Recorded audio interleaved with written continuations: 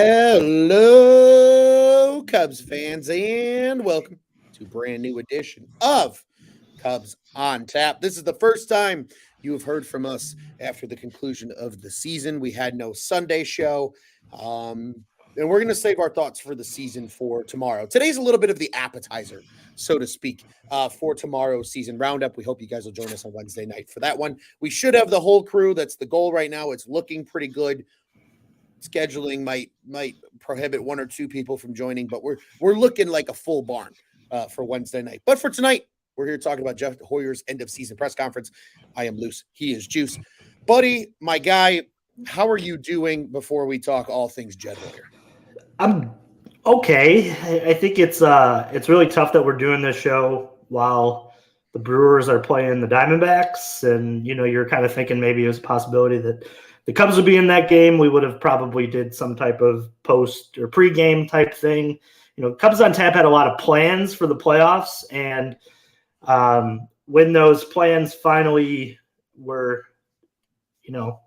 thrown out the window due to some miscues and some bad play down the stretch, we realized that our normal offseason would be our normal offseason. Now, that doesn't mean that things won't be different around here. We got a lot of cool ideas that are going to come across in the 2023-2024 offseason here. But I'm okay. I'll say that, just looking at the season overall, I was one of the guys who stepped out and said I didn't think this team was going to make the playoffs, and I didn't think they were going to win more than 76 games. And they, for a lot of that, looked like that was going to be the case, but then a great stretch months, and it got really fun there. And unfortunately, the team ran out of gas, and some things happened. And unfortunately, we're sitting here talking about a press conference that I think the running theme for is that Jed and Ricketts and Ross and all the players inside the clubhouse are not happy. They're not going to accept mediocrity, as Tom Ricketts kind of said. And it's a breath of fresh air, I think. And I think if you're a Cub fan, you got to feel really comfortable about it. 1,000% Juice. I think that's an incredible way to lay the groundwork here for just kind of what we're gonna talk about. A real quick comment here. This one feels good, and this is first off, we appreciate the hell out of you guys. I'm probably gonna rehash this. I'm sure all the guys will in tomorrow's show. But Hank with a really nice comment here. He says you guys did an awesome job making the season even more fun. We appreciate that. So did you, Hank. Yeah. Hey, I was going to say it's the listeners that give us the platform to do what we do and make this fun. It's fun hearing your guys' opinions and your guys' thoughts, and you guys grind along with us through the season, right? Yeah, it's on the listening end, but at the same time, constantly tuning in, joining us in the comment section, obviously on the YouTube and or the Facebook. We appreciate the hell out of every single one of you guys. So thank you. Real quick, let me piggyback on that and just say, there are some times that some of the listeners are in there, and they're in there more than I am, and I'm doing the shows. There's some guys that, I get a night off, I'm not watching Cubs on Tap, not participating, I'm going to bed, and I look real quick just to listen to a snippet of you guys, and Hank, Scott, Jeremiah, all those guys, some of those guys are listening and being on and tuning into those shows 4 or 5 times a week, and then, jumping over to Dingers too and listening to those guys too. That's a grind even from you guys to enjoy it, and I'm thankful for it. It's been a lot of fun this season, other than the outcome, as Mr. Pat Foley would say. Absolutely. Speaking of Pat Foley, the team that he used to broadcast for are live right now. They actually just scored. It's 1-0 Hawks. Little precursor to where my brain's going to start drifting as well. Obviously, it's still going to remain on Cubs, but you know where my head's going. But Juice, let's dive into it, right? Because again, we're saving all of our season thoughts for tomorrow. But Jed gave us some really juicy shit to talk about today in his press conference, and I think the overarching point to your point, Juice, that you kind of made a little bit earlier, is that this front office, this ownership group, this coaching staff, even this roster is not defining this season as a success because they are taking it hard on themselves, whether it's the players, Dansby Swanson was mentioned, Seiya Suzuki was mentioned. these guys were mentioned as being very self-critical in some of these exit interviews. And not everybody's had their exit interviews yet, but Cody Bellinger has talked to the front office already. Obviously, Dansby and Seiya have as well. I think Ian Happ was later this week. Jed made note of, etc. Nonetheless, Juice, it feels kind of good as a fan that like they're not satisfied with how the season went. And yes, obviously the ending was incredibly disappointing, and you could make the argument that, it was it was a terrible collapse, but you could sit here and say like, wow, well, they exceeded 76 wins, right? Like you said, Juice, and they were in it till the end. And there's some franchises that'd be like, we had a successful season. Everybody in this organization said, no, that's not the case. Does that give you the same type of, I guess, kind of almost comfort in a weird way that I get hearing that? Sure. Yeah. I looked at this season like running a 100-meter dash and running 90 meters of it perfectly. You started out bad, but then you were able to, turn on the burners and get there. And all you needed to do was lean forward and hit that tape. And they just didn't. I mean, realistically, they got to the end of the year and they had like a 93% chance they were going to make the playoffs at one point, with a couple of weeks left, and they just squandered it. And I think what Jed said perfectly summed it up. I mean, there were reasons why they didn't win, and a lot of them were a lot of different reasons. The bullpen fell apart. The, clutch hitting stopped. They played uncharacteristically bad defense, and that's all to quote Jed. And to like the starting pitching, he had mentioned, in clutch moments, we didn't get guys out. We didn't, get hits when we needed it to be. But I think I love the fact that the Cubs now have kind of flipped this narrative, right? A long time ago in our lives, Ron, as recent as, 10 years ago, the lovable losers were a thing. I mean, the Cubs were the team that you never expected to make the playoffs, make a run or anything like that. Now, Ricketts kind of buys the team and changes that mantra. The idea of like, we have every asset to succeed. We have every single data point and analytical piece of advice for you guys to go out and make the playoffs every single year. And there's not one stone that the Ricketts family won't overturn for the most part. That's the flip on this. And two, like, I think it's so great to hear that they've flipped this narrative, and instead of, making the playoffs in a season where, there are some younger guys on the roster and this roster was very flawed, they take it as, maybe we should have won more games down the line and found our way in here. And I think the most interesting part of it is a tale of two seasons. If you could read between the lines in Jed, he said that they played very well, but at the end of the season, September looked a lot like May. And he's right on that. Yep. He's absolutely right on that. Mm-hmm. And I think what next year becomes until you add and you find a good way to incorporate playing the same style of baseball for 162. Because the problem with this season is that they had to play so much catch up and they had to exhaust certain options and assets. And by the time they got to the end of it, they were just done. And like I said, it's a great change in this organization, and it's a breath of fresh air because every single other organization in this city is dodging the fact of going up there, or they're lying to you through their teeth, telling you that everything's okay when it's not. And at least the Cubs stand in front of everybody and say, hey, listen, we know we messed up, and this is how we messed up, and we're going to change it. And if you're a Cub fan, you got to be damn happy about that. Yeah, and adding to your point, Juice, of what you said, right, about some of those lack of the big hits. And I like that Jed kind of pulled out the Giants series. And I think he nailed it. He nailed it on the head.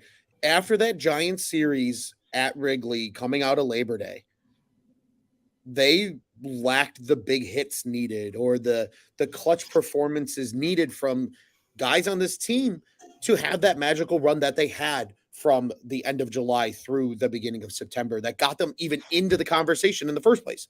And I think having that set expectation is such a beauty, and it's a refreshing thing. You already noted too, there's plenty of quotes out there for those that are looking for them. Even ownership is saying the exact same. Everybody's on the same tune, and that alone is an exciting thing. And Juice, it goes beyond that too, because he mentioned the things they didn't do well and they faded out at the end. And he talked about, being deeper for next year, especially in the bullpen. But when he made the comment about the bullpens, it was more than once, but this was a notable time. He made a comment saying, well, we need to get these guys ready. We have a lot of good arms on the farm. We need to develop these guys and have them ready to be that bullpen depth that we need. Juice, he also quoted very much earlier in the day. I believe it might have been Bruce Levine. I'm not sure who asked him, but in relation to dealing from the farm to go get Candelario by trading hers and Mate. He was very appreciative isn't the right word. Complimentary, I guess, for lack of a better term, of how good the farm was this season. And Juice, being somebody like yourself who literally lives in one of the farm team's backyard, I mean, I couldn't agree more with Jed today that I think this was probably under his tutelage with Carter and with Kantrovitz, their most successful minor league season that they've had as a franchise. Yeah, and I think it's only going to get better, which is kind of scary because I think there's a lot of names within this whole system that maybe underperformed last year. You didn't hear a lot from Christian Hernandez, and that's a name that's been at the top of this system and in the top 10 for the last couple of years. You didn't see a lot of that. Watching the guys down in high A here, there's a lot of great potential in this backyard, and I think the most interesting part becomes now it's almost like an embarrassment of riches, right? And we've talked about this in depth about becoming that Dodger-like organization where you're constantly pulling up from the minors, and it's like, who the hell is this guy? Or that Cardinal kind of way that you develop. And I think it's also a product of the fact that now that these drafts, that Kantrovitz and all these names like Carter are finally starting to reach towards, the higher ends of AA and AAA. And some of them, you're starting to see at the major league level as well. It takes time and a rebuild, which this was over the course of the last couple of years, that realistically, if you look back, they did really efficiently. Looking at where the Cubs were just a short year and a half ago, we really only had to go through 1.5 bad seasons before we got back to what this season was. And it was the excitement of, being on path to winning 90 plus games. And now you look at this team and you're like, man, they got a lot of great pieces, but they also have a lot of hanging around pieces too that I think are going to be weeded out. As much as we loved watching Miles Mastrobuoni play over the course of the last month, that's a name that now Nick Madrigal maybe slides into that role next season. Maybe and now you can add more of a power bat. You can add these more names. And we're gonna go through all the different ads that we can over the course of this offseason. We'll leave all those conversations for future shows. But you gotta be excited because they did have so many guys come up and contribute at the big league level in that last month. And I think while they won't say it was a success, in terms of the minor league success that a lot of these names had at the major league level, it was a very successful season. As bad as Hayden Wisniewski was as a starter, he did find success out of the bullpen at times. He saw success there. You saw Javier Assad be that guy who could be a starter and also be in the bullpen, and he excelled at that. You closed down your closer role by a guy who you were hoping to be a third starter, but now is your closer. And now you don't have to pay primo dollars to do it, and he's damn good at it. And I think that just kind of rounds out the point of it was an unsuccessful season, but super, super successful if you're looking at the minor league levels all the way up and through it. And then when those guys got a chance at the major league level, a lot of them really blossomed. Yeah, and that was something that he also called out, just to continue your point that you made. He called out the success of the development. And I think it was beautiful the way he called it out, because it wasn't just, who came up this year that was a new face that helped. And he did. He gave credit to guys like Jordan Wicks and what he did late in the season coming up and being thrust into a very tough spot for a guy who's making his debut. And he performed admirably. But the credit that was given to Okay, again, first the self-awareness to acknowledge that this regime had, prior to Jed taking the helm, had been kind of noted and said like, hey, they kind of suck at producing pitching. Mm-hmm. Well, now you're seeing the flip of that in terms of their development, and he noted that Justin Steele, our friend of the program here, his Cy Young-like season was a huge call out by Jed on more than one occasion in this press conference, noting that, hey, we got the horses coming. Like, the shit we're doing is working, and that's super exciting. And to your point, Juice, it was magnified at that lower level because you saw the guys come up and do it. As you echoed, Albert Alzolay is a homegrown prospect that is now a closer who, he works on a little here and a little there. It could be an elite closer in this game. I mean, he still converted 22 of 25 save opportunities this year as a guy who had never done it before. Beautiful. Wicks comes up and produces at a high level. Steele has an incredible season. And even some of the guys in the bullpen that, maybe we didn't see a ton of late, but Luke Little is showing a lot of promise. He went all the way from high A in your backyard at the start of the year to pitching in the big leagues in September. They have had so many guys ascend quickly, even on the pitching front, ascend quickly through the system the way they have and still having success at each level. And again, a testament to what they're doing on that end with the farm. Gaia Juice, a guy that I want to talk further about is technically, I guess, still a prospect, but we got to see him a little bit at the end of the year, and that's PCA, because Jed was asked a pretty important question, in my opinion, and I loved his answer about it. And it was, you called up P. Crow Armstrong, struggled at the plate, flat out. Defense and everything else was there, flat out struggled at the plate. What do you think about that? And naturally, I love that he used Anthony Rizzo as the comparison, but he was 100% correct that PCA came up and struggled. Now PCA has seen, and I feel like I've said it on this show, you've said it on this show, we've all said it on this show, sometimes adversity is the best thing for a ball player. And in PCA's case, he got to see what the MLB is as a major leaguer in terms of being at bat, what pitchers are throwing, what it looks like out of the hand, etc. He can now take that away and go work on it, just as Anthony Rizzo did. Hit 141 with the Padres in 2011, was atrocious. Because of that bad season, they were willing to deal him to the Cubs. Obviously, followed Jed effectively to Chicago in 2012. And just as Jed said, it wasn't a full season, but he hit 285 with the Cubbies down the stretch in 2012. How comforting is it for you, Juice, that this front office doesn't view small sample size failures as a complete failure, and more so as a learning experience? Because to me, that's exactly what you wanted to see out of these guys.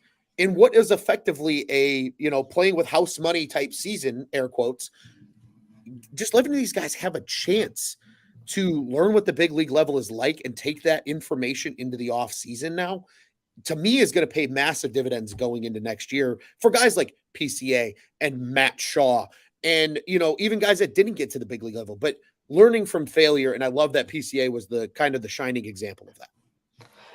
I said on this show plenty too, just to stay on him for a second before I go big picture, that he needed to be more selective as a hitter once he got to the big leagues. And I think it showed over the course of his, 14 at-bats, that he was very aggressive as a hitter. He found himself 3, 4, 5 pitch outs. That's realistically where he kind of lived. And he did swing at a lot of stuff. He was very aggressive in the field, very aggressive on the base pass. That's his MO. And you don't want to coach that out of there. I mean, let's face it. Javi Baez is a very good comp for P. Crow Armstrong. P. Crow Armstrong and Javi Baez play similar. They play very all or nothing. They're going to be very great, or they're going to be very bad. Not bad, but more or less like it. They're going to make mistakes. Yeah, and mistakes that cost your team. But the mistakes are going to be outshone by the fact that he's able to catch a ball that nobody else in the world can. Right. Or he's making plays or he's stealing bases more. But Pete, I think the great thing in talking about that was talking in terms of Anthony Rizzo and the changes he made when he did come over to the other side. And it gave Anthony Rizzo a path of what he needed to do better. And two, I always go back to before the season started, they interviewed Hayden Wisniewski and talked about, what it meant for him to get the call up last year, to get a little time in the big leagues. And I think Pete kind of learned what it's like to be in a big league dugout and what it's like to be in Chicago. I think everything that we forget on this show and in baseball in general is that, these guys are people. Like, they're not just robots that you throw out there. They have families, they have lives, they have interests. They are moving into places that they do not know anybody other than their teammates. And they don't know how to get around the city, let alone, sometimes this is the first, for some prospects who come up here, the very first time they're ever in Chicago is when they play their very first game at Wrigley Field, which that is, imagine that as a person. To intimidating.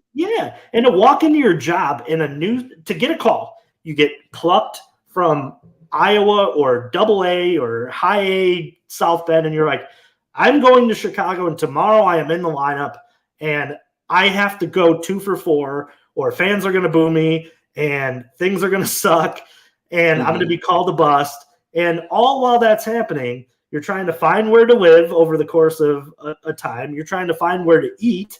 You don't know where the gas station is when you get up. You don't know where you have to park when you go to the ballpark. There's a lot of different movement and little nuanced things that, like, I think Hayden Wisniewski painted a perfect picture when he talked about he got to settle all those things last year and then focus on baseball. So in some ways, like, PCA got that little taste, but he also got a little bit of that precursor of what the MLB is like and what his life is going to be like in Chicago. And I think the good thing to hang on for PCA is that I think the smallest sample size in 14 at-bats does not indicate, how electric this guy really can be at the plate. For sure. Anybody who's over 14 at-bats on the Bluebird app talking about trading him already, or just give it some time, because I'm going to tell you right now, I've watched enough of this kid out this way. He could play, and I know it's just high A, but there's too much talent there to give up on so early. And I'm glad that the front office understands what this was. Nico Horner said it best today on 670. He said, you have to understand that PCA was not getting into the flow of the baseball game in a lot of ways. His at-bat was once against 7th and 8th inning guys who would most likely throw in 99 to 100. Yeah, you're not seeing a starter for a second time. Right. So it's a very difficult at-bat, let alone coming in cold and not getting an at-bat. So I think it was a good experience, and there's a lot of good names that got experience over the course of this season. 100%. In Juice, you put it perfectly. I know we're going to talk about the minor leaguers quite a bit this winter. There's going to be guys that we're keeping an eye on. There's going to be guys that are probably going to be in our plans with a Z at some point this off season. But Juice, let's shift our focus from the Utes to the vets. And we'll start with the guy in the dugout, the guy that is in charge, the guy that's got gray in his beard and is a bald head, Mr. David Ross. The very notable thing from both ownership and the front office, they have David Ross's back. So for all the clowns on Twitter that keep calling for his head, shut the hell up and just let it be, because he's not going anywhere. And I think that's the right decision. And I'm gonna reel myself back in before I get off on that, because we're gonna save that for the season-ending show. But Juice, this front office has clearly stated they are committed to David Ross. He's under contract through next season. There's an option for him for 25 as well. So he's at least guaranteed 1, potentially 2 seasons as the Cubs manager. Scott says Ross is the right guy for the job. We're sitting here talking about that they have his back. And this coming season, and he admitted, I think this is the most important part of this, Juice. Not only do they have his back, but they also admitted 2024 is a big year for David Ross and for the Chicago Cubs, because now it's not, hey, try to go win with your former teammates. Hey, weather the storm through one of the craziest sell-offs in human history. Hey, try to get a not competitive team to play competitively. And then, hey, you finally have a decent roster, but we don't know what this season's going to be like. He's really never managed with a full-blown team ready to win. This was the closest he's had to it. What did you gather today from a lot of Jed Hoyer's comments on David Ross and just the confidence that they have behind him going into 2024? I think it was really fun to see them talk about how much Ross looked in the mirror post season 2 already. That was an interesting conversation. I thought that was kind of slipped in there. That Ross was going to go home and rethink a lot of stuff. He was going to do some more digging on maybe things he should have did, second guess his managerial style. You know what makes a really good manager? A really good baseball team. I bet you half the people who are listening to this show or have listened to these shows over the course of the year can't even name who the Atlanta Braves manager is. Nor should people really give a shit, because at the end of the day, the players play. And the manager goes out there, and it's really easy to set a lineup when 1 through 8 can take everybody yard. And it's really easy to go to a bullpen when all of them have sub-3 ERAs, and you just pick which one is the most fresh. That's what baseball is now. There's less double switch. There's less pinch hitting. There's less, realistically, the manager controls the bullpen, but there's so much data in baseball now that it is pretty much preset who's going to pitch in certain situations before it even happens. Right. The front office has met together and said, this guy does better over this due to sabermetrics, and this is where you should go, and they know that prior to that. The problem is that over the course of the season, they probably had those meetings, and they got in there, and they said, man, all these numbers suck, right? Like, it's tough to manage a bullpen when Drew Smyly is your best guy, and he was a starter, to start the season, and his average versus left-handers wasn't even good, So it's funny when everybody sits and blames Ross and was like, oh, well, but Ross is also the one who sets the culture in that dugout. He's also the one that, let's face it, after May, this could have went really bad. There's an alternate universe where they don't turn it around and they probably fire Ross and the season looks horrible, right? And we're sitting here going, where are we going here? But Ross was a big part of building that dugout and building that winning culture and that never say die attitude. And we should have his back. Realistically, there were no expectations to make the playoffs this year. And they showed you that when they signed Trey Mancini, Eric Hosmer, and the other Tucker Barnhart, and they released all of them within the season. Like, those are your big offseason moves, per se, and none of them. Not named Dansby Swanson and Jameson Thomas. Well, right, yeah.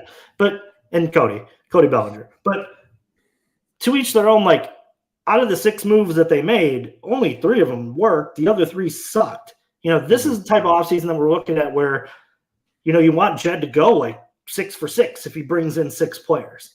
Yeah. Where like this last offseason was like, yeah, we can find our way. Maybe Eric Hosmer has a nice bounce back, and we like what Tucker Barnhart does with the pitchers. Like, no, that's not what this is going to be. And just to kind of round it all out, like I look at what Ross did, over the course of getting every single drop out of the talent that he had, and you can't say he didn't. I mean, there's a lot of guys who overperform their projection as of this year and are either going to make a ton of money or, now have this type of, build on season where now you're expecting this to be their level of play for the future. I mean, who would imagine that Nick Madrigal would be in the top 5 in defensive runs saved, but Ross gave him that opportunity to do it, So, and he played very well, and it's part of Ross's success of why they had such a successful season. Yeah, and just to quickly add on to that too, I think again, I also enjoyed listening to Jed talk about the manager relationship with the front office, and that they don't always agree on things, and they have heated discussions that we should probably do this. No, let's do this. That's good. Like, I don't want them always to be in lockstep, because if they're all just a bunch of yes men, nothing's going to get achieved. That's why they had the success despite the obstacles they had to overcome. You lost your best player for a month of this season. You lost a lot of key bullpen pieces. And I know Jed really focused when talking about those bullpen pieces today on guys like Michael Fulmer and Adbert Alzolay and guys that got hurt late in the year. We haven't even noted guys like Cody Hoyer and Brandon Hughes, who were probably penciled in early in the season to be meaningful contributors out of that bullpen. So agree with you. I think everything you said was perfect there, Juice. They're behind Ross. We all know 2024 is a big year for everybody involved. And it's good to also see that, he's going in and figuring out what he needs to do better. It's not just hey, I'm going to run it back and do everything the exact same way that I did it last year. And we like to see that. A funny quick comment here from the comments. Scott says no more bunting. And, I'm not a huge fan of bunting either, but that's although there was a couple scenarios over the course of the stretch run here where I thought bunting did make sense. And maybe that's something Ross is gonna kind of go back and learn now. And again, he's got a whole off season to do it. Juice, staying on the side of the guys that are already here and not guys necessarily for the future per se, but in the present. The first one is your Game 7 World Series starter. It is the professor. It is Kyle Hendricks. Kind of weird because the question came early in the press conference, and it was probably one that Jed could have probably answered pretty quickly, but it's the way Jed answered it that makes it intriguing. And that is first noting, wow, we got more out of Kyle than we were expecting as a front office. This was great. He pitched fantastic. He really worked. The work he put in came back, and it worked. He joked about him hitting 90 in some of those later starts of the year, but he praised Hendricks for the amount of work he did to come back to be even a slightly similar version to the old Kyle Hendricks that Cubs fans have become accustomed to over the last just short of a decade now. But perhaps the most interesting part, Juice, because he does have an option for next season. I think that's something that most fans kind of knew already. It's a $16 million team option. But Jed said, he said, we want him back. We see him coming back. He said, I'm not going to negotiate with you, talking to those in the press room. But he said, we would like Kyle back for next season and beyond. To me, that immediately screams, we want to get a sweetheart deal done with Kyle Hendricks, and perhaps Kyle Hendricks feels the same way. And maybe they get a 2-year deal done with like a team option for that year 3 at a more reasonable dollar value where, wow, now you have a guy who, worst case scenario, maybe he's your 5 if certain guys aren't ready, but you have depth going forward with a guy who is a consummate professional and is good for that clubhouse. That, to me, Juice, is exciting because it shows a little sense of loyalty. And it also shows just they acknowledge how good Kyle Hendricks was for this team in 2023. They really like Kyle, right? I think it was interesting to hear Jed kind of, I don't know, kind of fanboy a little bit out about Kyle. A little bit, yeah. Like he almost talks about him in a different light than he talks about anybody else, right? Mm-hmm. Which I get. Like, you won a World Series with him, and like he's been there over the course of this whole thing, rebuild, and that's their guy. I do like it. I hope that that's a case that they can get a little bit more of a long-term deal done. Depth in pitching is just so damn needed. We saw it this year. I mean, good organizations have 8 to 9 great starting options. If it's not between their, minor league system to the big league team, like there's guys who can go both ways. They can start, they can, your Javier Assads, who can pitch out of the bullpen when you do get healthy, when there's a better name that, fills the starting role. I'm okay with it. I think Kyle in a lot of ways too would look weird in a different uniform, right? I mean, you say Chris Bryant looks weird in a Rockies uniform. Can you imagine Kyle Hendricks in like any other uniform? I can't. I mean, it's weird. I'll say this, like, I don't know how Kyle would progress and fill in different roles, going into the next season to the next season, like as he ages. But sure, I think he's earned it. I think for sure. And two, Kyle doesn't strike me as the type of guy who's going to hold up a negotiation table. I mean, he's made plenty of money. He probably knows too, when he's done with baseball, he probably has a place within that front office. If it's not like a pitching coach or if it's not a marquee analyst or something like that. Like he seems like a guy that will be, we talked about Anthony Rizzo being Cub forever, but like literally Cub Kyle forever, Cub forever. Like that's and two, he pitched very well. I think Kyle is still matchup based. Like, you saw that they strayed away from him in the Atlanta series because that's a bad matchup. And then again, Atlanta's a bad matchup for anybody.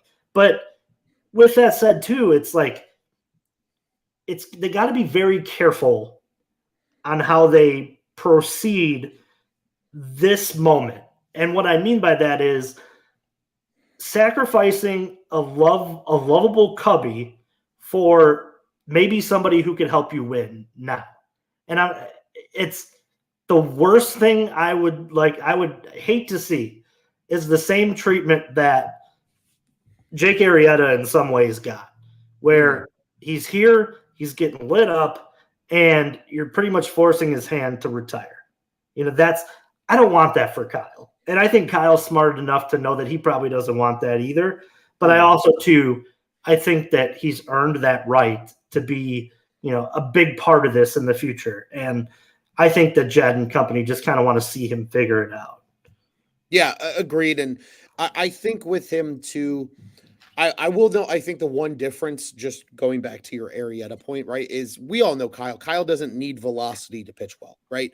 So he's a guy that is probably going to age better than some.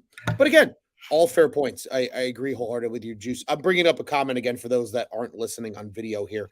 But Scott brought this up a little bit earlier as Juice was mentioning about, Kyle having a place with this organization at some point. He says, professor for life with a coaching contract in place for when he retires. He also followed that up saying it's weird seeing Mark Pryor in a Dodgers uniform in relation to seeing Kyle Hendricks in another uniform. Agree with you. I really did enjoy listening to him, kind of fanboy about Kyle and just like the professional he is and the guy he is and how much he really does kind of mean to this Cubs organization as a whole. And it's refreshing. It's cool to see. And agreed. I'm really intrigued to see how that negotiation goes. Again, I agree. I don't think Hendricks holds up a negotiation table either. But it'll just be interesting. It'll be interesting because if they can get him back, even just thinking 24 at this point, let's not even think 25 for a second. If you get him back for 24 and maybe he's not one of your top 5 arms and maybe he comes out of the pen in kind of that long relief role to start, like you said, like Javier Assad, as soon as a guy gets hurt, you have somebody that you know what you're getting. It's a known commodity that can come out and pitch and be a starter and give you that kind of production that you would need overall from him. Juice, there's one more veteran that we need to talk about. That was a very, very, very important piece of today's press conference. And that is Cody Bellinger. Because pretty much the first question that Jed could have been asked that wasn't, hey, what do you think about the season, was, hey, are you going to re-sign Cody Bellinger? Rightfully so, understandably so, incredibly fair. But Juice, I think the way he went about talking about Bellinger too, noting that they had long, extensive conversations with him. Ricketts was spotted talking to Bellinger after Sunday's game in Milwaukee. They've already sat down with him and had that meeting. And to say how Cody Bellinger is a player that in one season, he's never seen a player connect so quickly with the fan base. And yeah, it's Cody Bellinger. He's a former MVP. It's a little different, a guy coming in on a 1-year contract versus just your traditional 1-year contract. But I think Cody Bellinger knows what it's like now to play in Chicago. And to me, that gives me excitement. But at the same time, right, we also got we got to wait and see because we all know, reading between the lines, we all know the games that Boris is going to play. But I firmly believe from everything we saw today, the Cubs have a seat at the Bellinger table and are not just there to save face. They are legitimately there to say, we want to keep you in Chicago as our long-term option in center field or eventually at first or what have you. But they want him in this lineup on a consistent basis and wearing the Cubby blue pinstripes. Sure. Yeah. I mean, he very much earned that contract that he's probably going to get somewhere. It'll maybe be here. We hope it's here. But two, I think that I don't want to speak like today's press conference tilted me here or there. I think that when Jed spoke, I believe it was before the trade deadline, that read more than what it did today. And his quote on that was, Belly knows how we feel about him. And I think that Bellinger already knows that the Cubs value him a lot. Also, on the flip side of it, most of Major League Baseball is going to value him because there's just not a lot of talented hitters out there in this free agent class. There's just not. There may be some trade options, but then again, that comes with trading prospects and then also spending money after, because a lot of these guys you're trading for, you're not just trading for 1 year, you're trading to extend. So you almost have to double dip to bring in talent. Mm-hmm. I think I'm going to tread very lightly with Cody Bellinger this offseason because I don't want myself to get too excited and I don't want myself to get, too low on it, because I think that there's ways to recreate it within the aggregate too if they do lose out, a nightmare scenario in some ways. But I think just the process of this whole, presser and bringing him up, and he was never going to say, yeah, we've already had conversations. That's just not Jed. It's not how baseball works. But he did a good job of diverting the attention to, we like Cody, and there's reasons to like him as well.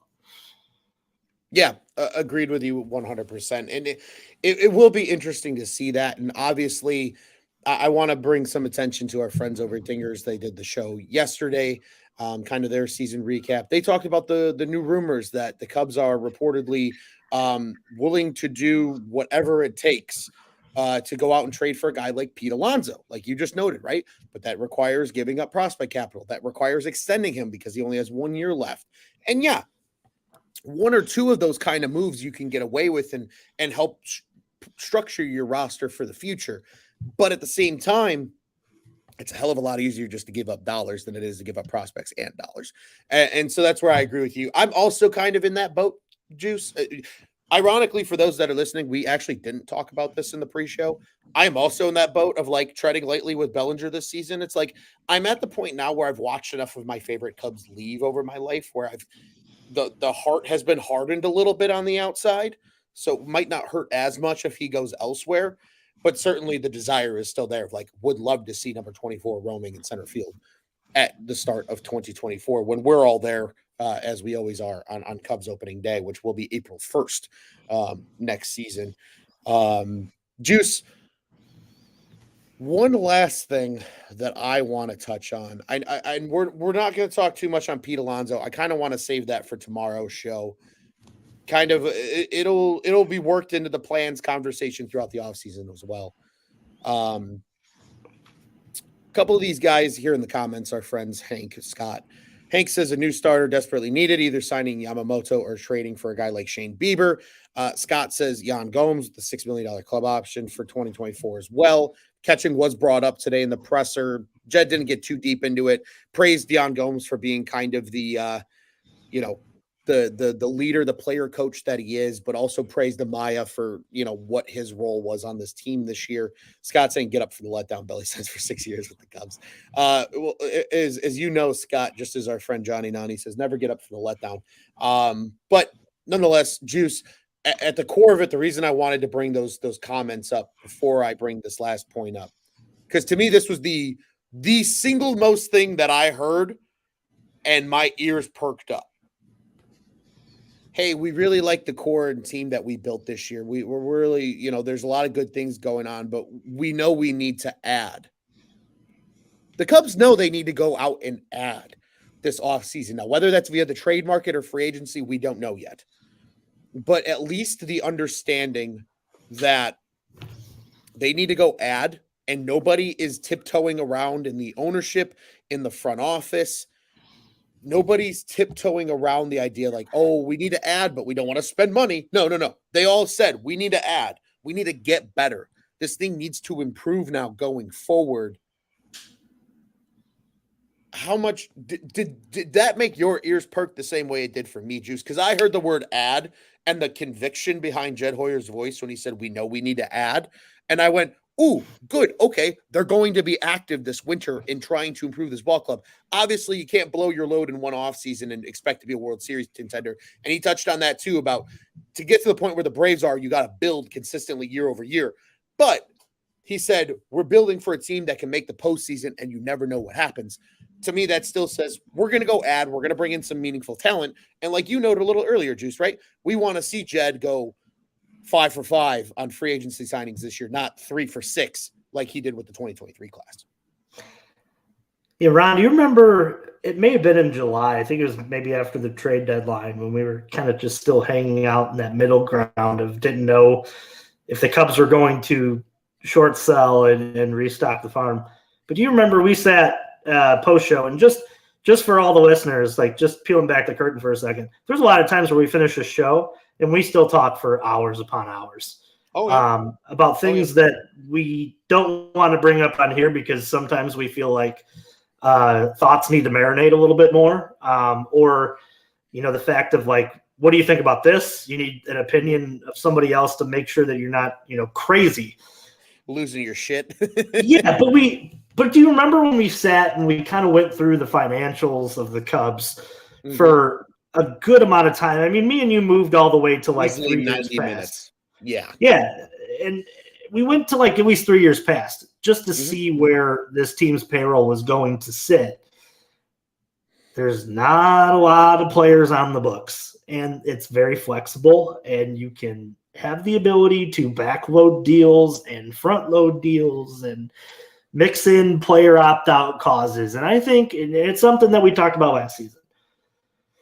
All these opt-out clauses are great for Chicago Cubs, big market baseball teams. Opt-out clauses are great for them because they can spend high value AVV per season and get away with it, opposed to your Oaklands, your Colorados, your Pittsburgh Pirates. Teams like Pittsburgh, who have a lot of pieces left, don't have the ability to do that, but they have so much talent within their farm system. It's like, man, like you really wish you could add a veteran. The Cubs are the best of both worlds. And I think when he said add, my mind immediately went to those conversations we had over the course of, that night, talking about how much money they were going to have in the future and how they were going to have the ability to, backload deals and front load deals and add in opt-out clauses and be very aggressive. When you get in a position like that, it's because of two things. It's because of cutting the cord like they did on a lot of the players that had hit their ceiling from the 2016 team. And also, too, the abundance of starting pitching from your minor leagues that contributed this year. Justin Steele was the most valued baseball contract of all last year. Nobody can convince me otherwise. You got a Cy Young pitcher for next to nothing. And he's going to go to arbitration, and he's going to earn himself a very nice raise because of it. But it's nowhere near the amount of money that a Max Scherzer makes or a Jacob deGrom makes over a season. That's where the Cubs have their competitive winning within the roster right now. If you look up and down, and even Jameson Taillon, as much as we don't like that contract, very reasonable, all things considered. Yeah, I hope he has a better season next year, and I think he will. We saw a lot of that movement. We'll talk about that over the course of the offseason.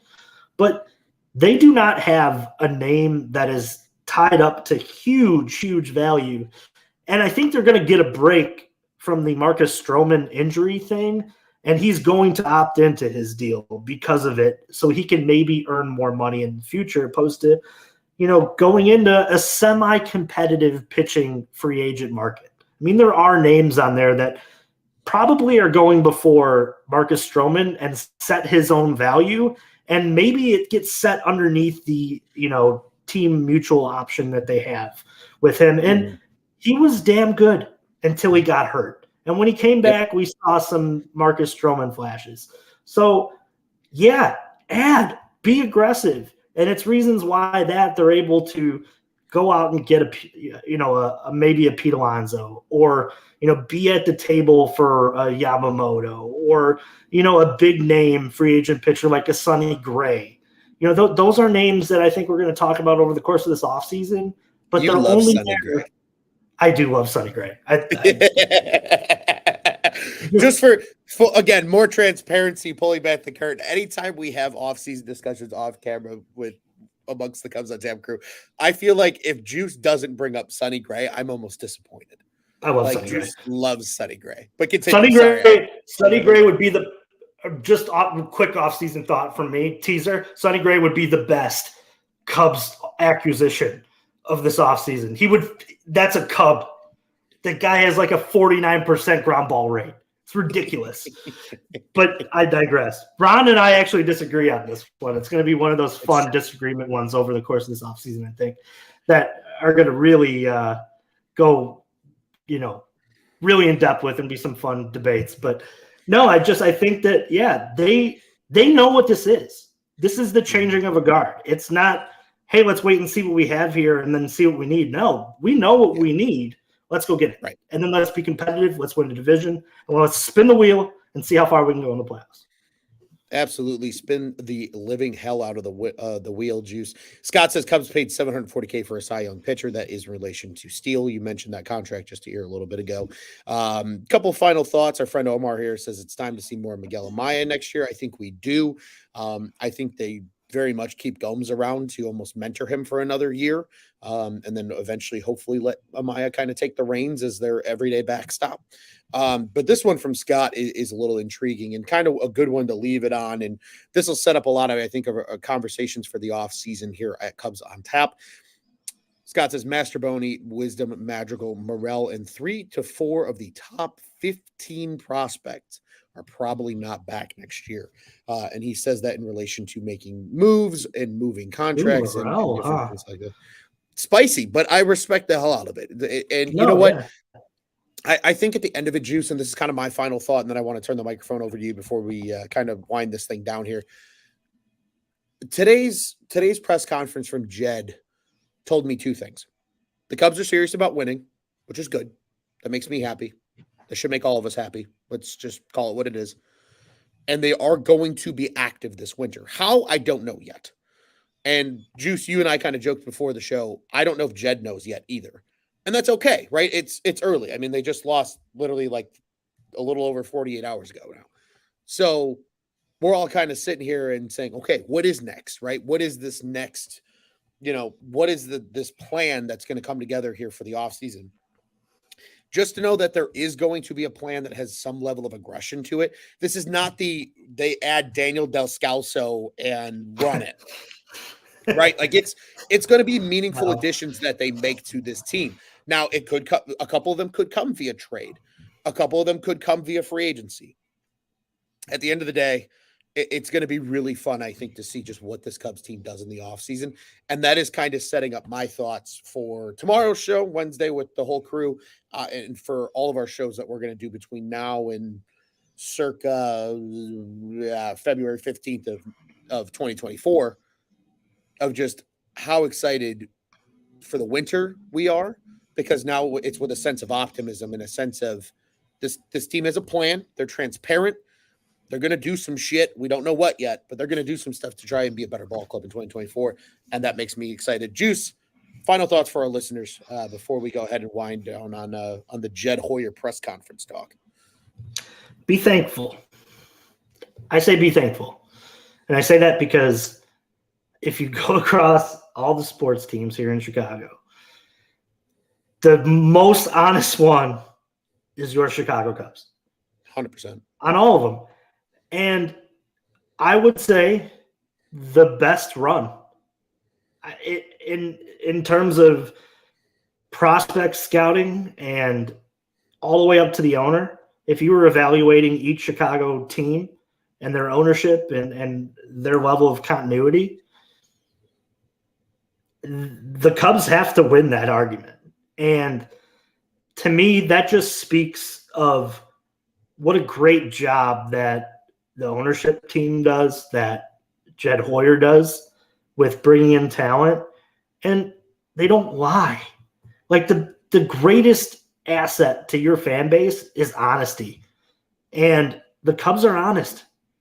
They are damn honest. And At the end of the day, they are going to do whatever they can to put a winner out there this offseason. It may not go the way that we all want it to go, just like last season's offseason did. But you know what? All of us on this show picked a different name to play shortstop for the Chicago Cubs last offseason than the guy they ended up with. And that guy they ended up with left Wrigley and came back the next day, this week, went to Jed Hoyer and pretty much apologized for his lack of clutch hits down the stretch. That was one thing that was so interesting to me that was in this press conference, and buried on the fact that Dansby Swanson, the ultimate winner, was so disappointed in his play, and he had a very nice season. I mean, if you look at all things together, Dansby Swanson at times carried this baseball team, and he's been that linchpin in the locker room that sets the example. That is difficult to do. And you know what? It just seems like we talked about it on Bears on Tap just, a little over an hour and a half ago, 2 hours ago, maybe at this point, but they're never aligned. This team, from Dansby Swanson, who seems to be that leader in the locker room, all the way up to David Ross, to Jed Hoyer and Carter and Kantrovitz, and then up to Ricketts, and all seems to be on the same page for the most part. And that's something that this press conference showed.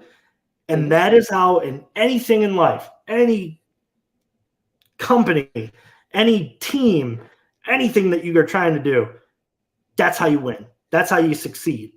Having a plan and having those conversations, those disagreements, but coming to a decision together. And this team 100% has it. And that's why I'm so damn excited for the offseason. I miss baseball already.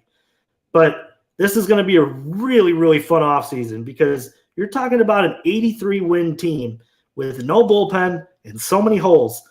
And if they can just hit on 4 great players, you're talking about a 100-win baseball team right here. 100 wins. I'm calling it right now. I love it. I love it. As friend of the program, Darren would say, we got holes. We got holes. We got holes. Hopefully, like you said, Juice, they can go ahead and fill them this off season. It's going to be a blast. Again, thank you to all that listened throughout the year. Be sure to tune along with us all off season. We're going to have guests. We're going to have plans. We're going to have all the good shit. And obviously, as news breaks throughout the winter, you will hear from us as well on any signings that Jed Hoyer decides to make or trades to better this Cubs team. Juice, as always, before we get out of here, buddy, want to quickly note, yes, we are one of 2 official podcasts that cover the Chicago Cubs of the On Tap Sports Network, but we'll get to that in a hot second. Tomorrow, Wednesday, if you're listening to this, we will be live. We're targeting right now about 8 o'clock Central Time. It will be hopefully the whole Cubs on Tap crew. We've got 4 guarantees right now. We got a 1 maybe. Hopefully we'll have the whole 5 here to talk about the season. I'm going to do a little digging into some of our season predictions that we had and see how many of them actually came close to true. Because I think I might have had one, Juice, that almost fucking hit. Like I'm thinking back on it, and I'm not going to spoil it, but it's in the back of my head. I was thinking about the other day. I was like, son of a bitch, I said something real similar to this at the beginning of the year, and it might have happened, and I have to go back and see what I exactly said. But we're going to get through all of that fun stuff. We're going to talk through whose predictions came true. We're going to talk through, our favorite moments of the season, maybe least favorite moments, players that we enjoyed the most, all that good shit. Be sure to tune in for that here. And again, be along for the ride all off season. We're going to have a blast, lots of guests, lots of content coming from Cubs on Tap crew. We're already eyeballing the convention. We're already eyeballing opening day. We're all chomping on the bit as well to get back in front of you guys here at Cubs on Tap, talking about the Cubs regular season. Now, Juice, reminding everybody, one of 2, as always, podcasts that cover the Chicago Cubs here, the On Tap Sports Network. Check out our friends over at the Dingers Podcast. They were live last night with their season roundup show. They will be live every Monday until they tell you that they're not, right here on the On Tap Sports Network. As always, follow them at Dinger Cubs. We are at Cubbies on Tap on the old socials. Juice on Tap, Luce on Tap. You know the deal. Joey Knows Nothing, Teddy Freddy 270, Nick _on Tap. Bulls guy Rob, Tyler Smith, ISL, everybody follow the crew. Everybody did an incredible job this season, and we'll continue that into the off season here at Cubs on Tap. As you know, to Juice, Bulls, Bears, Blackhawks. Blackhawks, probably the second best run organization in Chicago. Truthfully, if we're going on those same guidelines, they're playing right now. Actually, as a matter of fact, preseason action, they get started next week. The Bulls aren't far behind. Tune into Bulls on Tap. Tune into the Four Feathers pod. You'll hear Juice over at Bulls on Tap a little bit this season. You'll hear me, as always, bitching and moaning into the microphone over at Four Feathers. Be sure to tune in with us as well. Bears on Tap. You can find both of us there. We were not happy, but we were live this evening, so be sure to check that out as well. And as always, Cubs fans, you got friends that crave baseball just as much as we do. Unfortunately, they root for the wrong side of town. But send your friends to our friends. They can be friends over at Sox on Tap, the On Tap Sports Network. www.ontapsportsnet.com, at OnTap Sportsnet. On the socials, the OnTap Sportsnet. Go and check out what's on tap in Chicago sports. Juice, you've noted it on the shows as well. We'll note it as well. Check out our friends over at Homage. Check out our own store if you want some actual on-tap branded merch. Hashtag crack them. We've got the koozies. I don't know when we're getting those back in, but those are a hot hit. Hopefully we'll have a little meeting with El Prez this winter and talk about that a little bit. But be sure to check that out over at our friends over at Homage. Be sure to check out our stuff as well so you can get that on tap branded shit for the holidays. And if you've got questions, ask the guys over here at Cubs on Tap because we know what we're talking about. Juice, it's always a pleasure, buddy. This was episode 99 for those that are keeping count of season 5. Can't believe we've been doing this for 5 years already. Season 5 of Cubs on Tap. Almost poetically, episode 100 for the season is our season recap show tomorrow. So please be sure to tune in for the centennial episode. It's going to be an absolute blast. As always, Juice, Scott says Brewers are currently losing. LOL. $11 tickets. Did you see that? I did see that. Embarrassing. Tickets were $11. Second class, poverty ass city, franchise, stadium, fan base, the whole fucking 9. I can't wait till they lose to the Diamondbacks in 2. FTB, FTC, Juice. What do you say, buddy? We out of here? Let's go Cubbies.